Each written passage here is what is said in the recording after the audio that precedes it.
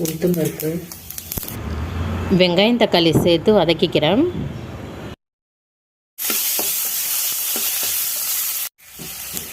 வெங்காயம் தக்காளி வதங்கிடுச்சு.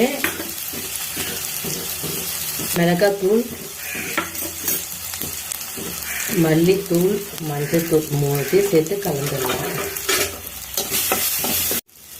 இந்த மசாலா தூள் 1 ஸ்பூன் போட்டுக்கிட்டேன். கத்திரிக்காய் சாத்துக்கு ஆட் பண்ண அதே பவுட்ரு தாங்க இதுக்கும் ஆட் பண்ணுறேன். கடலைப்பருப்பு, உளுத்தம்பருப்பு, தனியா, மிளகா இதெல்லாம் ட்ரையாக வறுத்து அரைச்ச பவுட்ரு தாங்க இது. இந்த வதக்கி வச்சுருந்த வெண்டைக்காய் இப்போ ஆட் பண்ணிக்கலாம். இதில்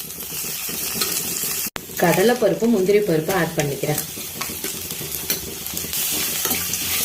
எல்லாம் நல்லா வதங்கி எடுத்து கேஸ் ஆஃப் பண்ணிடலாம். மல்லித்தழை தூவுறேன்.